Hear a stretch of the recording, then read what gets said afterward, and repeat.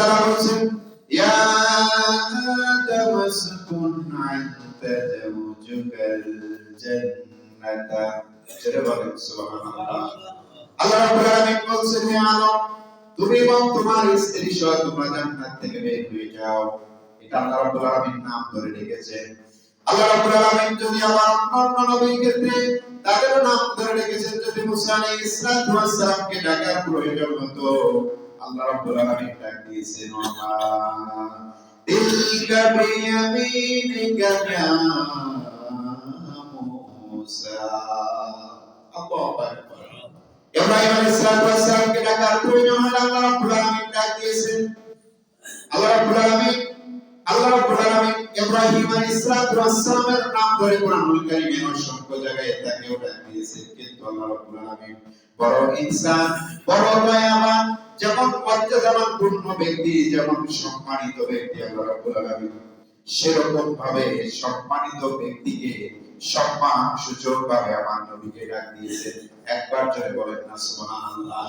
কোরআনুল কারীমে হয়তো মুআত্তার অনেক আয়াতে কারিমা আছে যেগুলোর অর্থ একবারে আল্লাহ রাব্বুল আলামিন ছাড়া কেউ পৃথিবীর জানে না, কেউ এর অর্থ জানে না। যেমন ইয়াসিন, তাসিন, তাহা, এরকম অনেক সম্মানসূচক নামক ডাক আল্লাহ রাব্বুল আলামিন কোরআনুল কারীমে দিয়েছেন। কিন্তু মুফাসসিরিন ইকরাম বর্ণনা করেছেন এগুলো সম্মানসূচক নামের মাধ্যমে আল্লাহ রাব্বুল আলামিন আমার নবীকে এই সম্বোধন করে ডাক দিয়েছেন। জোরে বলেন সুবহানাল্লাহ। আল্লাহ রাব্বুল আলামিন যেমন বলেছেন তাহা, ইয়াসিন,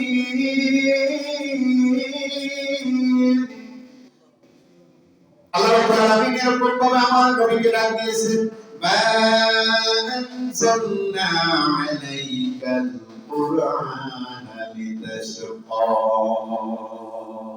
আল্লাহ রাব্বুল আলামিন আমার নবীকে এরকম ভাবে শুধু প্রতিটা জায়গায় সম্মান সম্মান, কারণ তিনি হলেন পৃথিবীর সম্মানিত ব্যক্তি, তাকে সম্মান দিয়ে ডেকেছেন। বলেন না সুবহানাল্লাহ। সেই নবীর আমরা উম্মত, সেই নবীর মর্যাদাবান পূর্ণ উম্মত আমরা।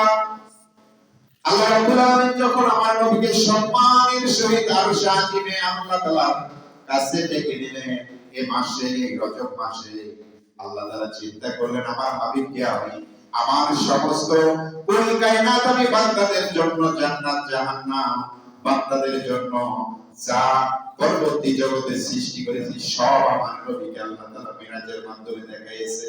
বলেন না সুবহানাল্লাহ। আল্লাহ তাআলা দেখলেন যে তার প্রিয় হাবিবে আমি একটু কিছু দেখাইলাম, কিন্তু আমার উম্মতটা আমার বান্দাদের জন্য আমি হাদিয়া স্বরূপ যেটা দিতে পারি সেটা হলো আল্লাহ রাব্বুল আলামিন বলেন আমার সঙ্গে আমার নবী সাক্ষাৎ করলো মিরাজের মাধ্যমে। তার দুনিয়াতে যত উম্মত আসবে তারা যদি আমি আল্লাহ তাআলার সঙ্গে সাক্ষাৎ করতে চায়, দৈনন্দিন 5 বার নামাজের মধ্যে যদি শেষদায় লুটিয়ে পড়ে বলে সুবহানা রাব্বিয়াল আ'লা, এই আমি আল্লাহর বরত্ব, আমি আল্লাহর মহিমা, আমি আল্লাহর সিফাতের গুণগান প্রশংসা যদি নামাজের মধ্য দিয়ে গায়, আল্লাহ বলে আমার ওই বান্দারা আমার সঙ্গে তার সাক্ষাৎ হয়ে যাবে। বলেন সুবহানাল্লাহ। নবী সাক্ষাৎ করেছেন মেরাজে গিয়ে আল্লাহর সঙ্গে, কিন্তু আল্লাহ বলছে আমার বান্দারা যখন এই নামাজ পড়বে আমি এবং বান্দার মধ্য দিয়ে এটা সাক্ষাৎ হয়ে যাবে, কথা হয়ে যাবে, আলাপচারিতা হয়ে যাবে। জোরে বলেন না সুবহানাল্লাহ। তাহলে এই নামাজটা আমরা এই মাসে পেয়েছি, রজব মাসে পেয়েছি, ঠিক কি না? প্রিয় ভাইরা আমার, আল্লাহ রাব্বুল আলামিনের হাবিব বিশ্ব নবী জনাব মুহাম্মদ রাসূলুল্লাহ সাল্লাল্লাহু আলাইহি ওয়াসাল্লাম এই রজব মাসে বান্দাদের জন্য সর্বশ্রেষ্ঠ ইবাদত নামাজকে আল্লাহ তাআলা উপহার স্বরূপ আমাদেরকে দিয়েছেন।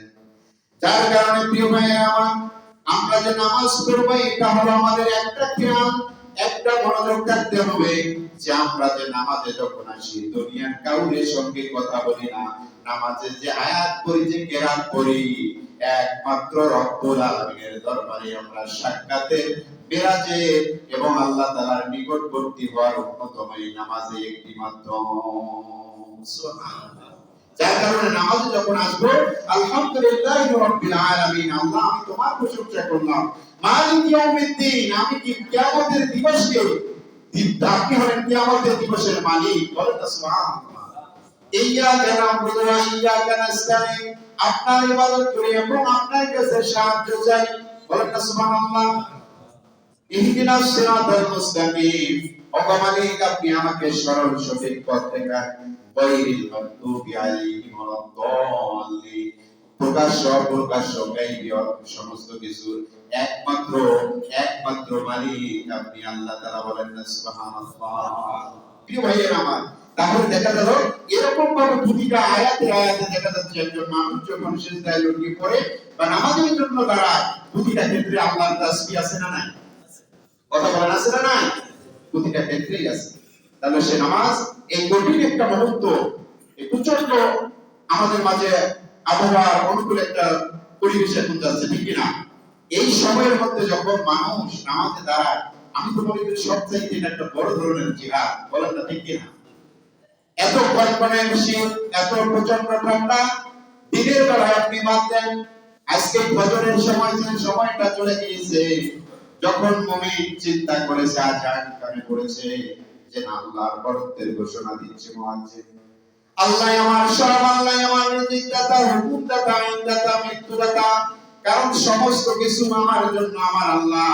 আল্লাহ যদি আমার প্রতি দয়া না থাকতো, আমি পৃথিবীর জমিনে এক সেকেন্ড বাঁচার মতো ক্ষমতা থাকতো না। এই মালিককে রব ভেবে যারা বর্তমানে এই গভীর রজনীতে সুবহে সাদিকের সময় মসজিদে গিয়ে সিজদা দেয়, বলেন তো তার চাইতে আল্লাহর দরবারে প্রিয় বান্দা কি কেউ হতে পারে? অথচ ফজরের টাইমে নামাজ নাই, প্রায় মসজিদে অল্প কয়েকজন, আমাদের আজকে ফজরের সীমিত কয়েকজন নিয়ে নামাজ আদায় করছে। এতগুলো মানুষ কোনটা আমাদের কোনো অভাব রাখছেন আল্লাহ? বলেন তো রাখছেন কোনো অভাব? কোনটা আমাদের কোনো সমস্যা নাই, শুধু আমাদের ঈমানটা দুর্বল। ঈমানের কারণে আমাদেরকে ভালো লাগে না। ঈমান ছাড়া তো একটা মানুষ জান্নাতে যাইতেই পারবে না, ঠিক কি না? ঈমান আর আমল, এই দুইটা জান্নাতে যাওয়ার দুইটা পথ, দুইটা রাস্তা। একটা ঈমান লাগবে, আর যে ব্যক্তিটার ঈমান পরিপূর্ণ থাকবে সে নামাজ কখনো বাদ দিতে পারে? কথা বলেন পারে? শয়তান ইবলিস, শয়তানের বাবার ক্ষমতা নাই, তার পরিপূর্ণ ঈমান আছে। ইবলিস শয়তান তাকে মামা ওয়াসওয়াসা দেব, যে কোনো ধরনের তাকে মনের দুর্বলতা করুক, কিন্তু ঈমান পরিপূর্ণ যার আছে সে দেখবেন প্রতিনিয়ত মসজিদে এসে পাঁচবার নামাজ আদায় করে, ফজর বলেন আর অন্যান্য পাঁচ জায়গায় নামাজই করেন না কেন, তাকে বিরত রাখতে পারবে না ইবলিস শয়তান, ঠিক কি না? আল্লাহ রাব্বুল আলামিনের হাবিব বর্ণনা করেছেন, আল্লাহ রাব্বুল আলামিন বলেছেন, ওয়াদখুলি ফি ইবাদি ওয়াদখুলি জান্নাতি, বান্দা তোমরা ইবাদত করো আর ইবাদতের মাধ্যমে আমার জান্নাত তোমরা পেয়ে যাবে। বলেন সুবহানাল্লাহ। আর যে ব্যক্তি নামাজে আসবে না সেই কথা আল্লাহ রাব্বুল আলামিন 1000 বছর আগে কোরআনুল কারীমের মধ্যে রেকর্ড করে জানাই দিয়েছেন, বাইনাল আবদি ওয়াল কুফরি তারকুস সালাত, মুমিনের মাঝে এবং কাফিরের মাঝে পার্থক্য যেটা, সেটা হলো নামাজ। মুমিন সর্বদা নামাজে আসবে, আর কাফের যারা মুশরিক, যারা ঈমান যাদের দুর্বল, সে সমস্ত লোকগুলা তার নামাজ থেকে বিরত থাকবে। বোঝা যাবে যারা মুমিন তারাই আসে আল্লাহ তাআলাকে সিজদা দেয়, ঠিক কি না? কথা বলেন ঠিক কি না? প্রিয় ভাইয়েরা, এই কারণে আমাদের যদি কোনো দুর্বলতা থাকে ঈমানে, ঈমান তো একবারে চলে যায় না, দুর্বল হয়, ঠিক কি না? ঈমানের বহির্ভূত অনেক শাখা আছে, যে কাজগুলো করলে ঈমান দুর্বল হয়, যার কারণে একবারই মানুষটা কাফের হয়ে যায় না, ঠিক কি না? কিন্তু ঈমান দুর্বল হওয়ার কিছু কার্যকলাপ আছে, যেগুলো করলে দেখা যাবে মানুষটা মুসলমান আছে, কিছু কিছু কাজ ভালো করে আবার খারাপও করে, বোঝা যাবে সে মানুষটার ঈমানটা পরিপূর্ণ এখন পর্যন্ত হয় না। যার কারণে পরিপূর্ণ ঈমান যখন হবে, তখন দেখবেন ওই মানুষটা কখনো এই যে সর্বশ্রেষ্ঠ রজব মাসে আমরা নামাজ পাইছি, নামাজটা আল্লাহ তাআলা আমার বিশ্ব নবী আর উম্মতের জন্য উপহার দিলেন এবং জান্নাতীদের জন্য আল্লাহ তাআলা সর্বপ্রথমে নামাজের মাধ্যমে বান্দাদেরকে জান্নাত দিয়ে দিবেন। বলেন না সুবহানাল্লাহ।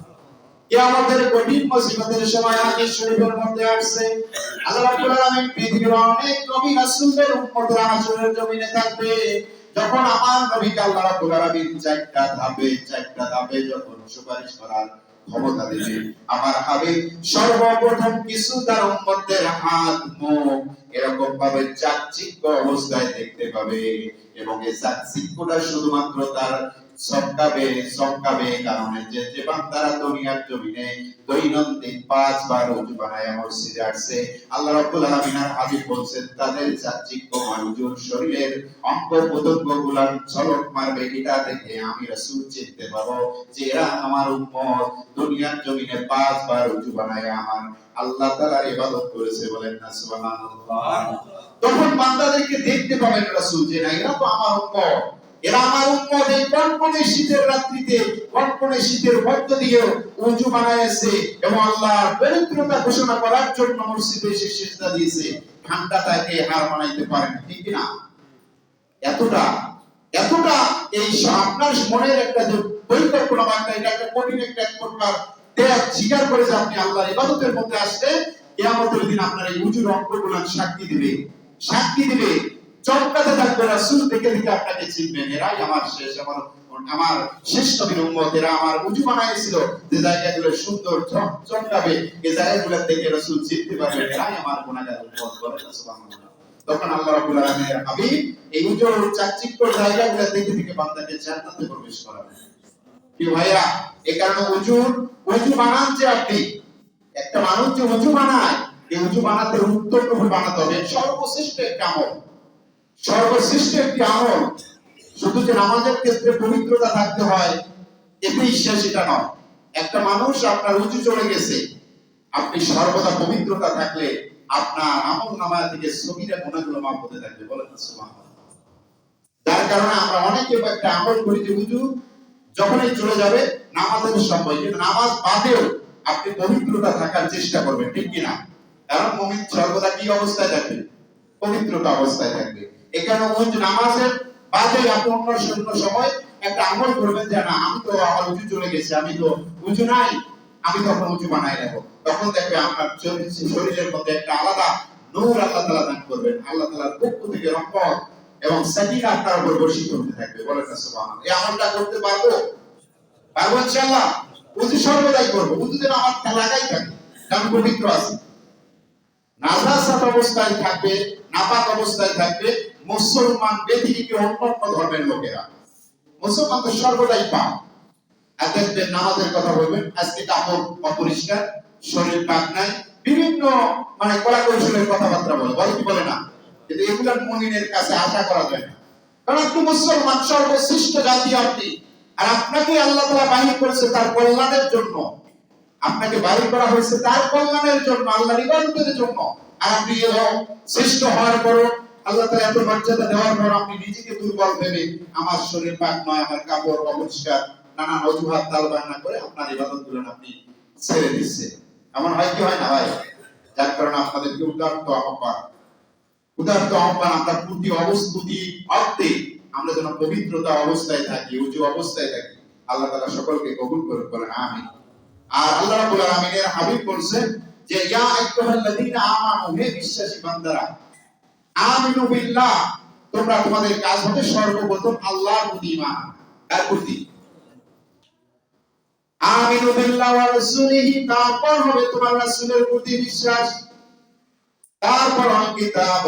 আল্লাহ রাব্বুল আলামিন বলেন যে আমি সহিহ হিসাবে আমার রাসূলকে যে কিতাব দিয়েছি, তোমাদের মাঝে যে সর্বশ্রেষ্ঠ কালামুল্লাহ দিয়েছি, তার প্রতি তোমার ঈমান এবং বিশ্বাস থাকতে হবে। বলেন না সুবহানাল্লাহ। তাহলে তিনটা জিনিসের প্রতি আল্লাহ তাআলা ইঙ্গিত করেছেন, আল্লাহ তাআলা ইশারা করেছেন, তিনটা জিনিসের প্রতি আল্লাহর প্রতি মুসলমানের ঈমান থাকবে। দ্বিতীয় তার রাসূলের প্রতি, এবং রাসূলের প্রতি যে কিতাব আল্লাহ তাআলা দান করেছেন এই কিতাবের প্রতি। এই তিনটা জিনিস যখন মানুষ মানিয়ে চলবে, আল্লাহর হাবিব বলেছেন ওই ব্যক্তি আল্লাহ রাব্বুল আলামিনের জান্নাতের মেহমান হয়ে যাবে। সুবহানাল্লাহ। তিনটা জিনিস কম না। একটা মানুষ দুইটা মানলো কিন্তু আল্লাহ বিশ্বাস করলো না, যে আল্লাহ বলতে কিছু না, তার মাঝে ঈমান থাকবে। আবার একদিক থেকে দেখা গেল আল্লাহকে বিশ্বাস করলে রাসূলকে রাসূল হিসেবে মানে না। যেমন